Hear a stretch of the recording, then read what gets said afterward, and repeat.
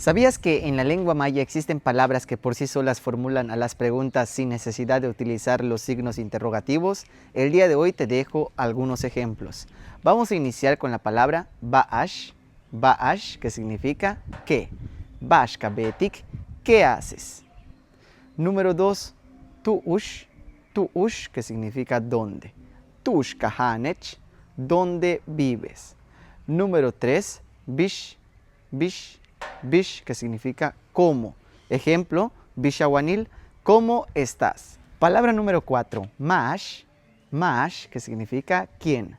Mash lemako, que significa ¿quién es esa persona o quién es ese señor? Palabra número 5, kush, que significa ¿y? Kushtech, ¿y tú? La palabra número 6 es bahush, que significa ¿cuánto? ¿De cuánto te costó? Bahush tamanah apawo, que significa ¿cuánto compraste tu mochila? Espero que este video te haya servido. Malo, cananta. Bueno, cuídate.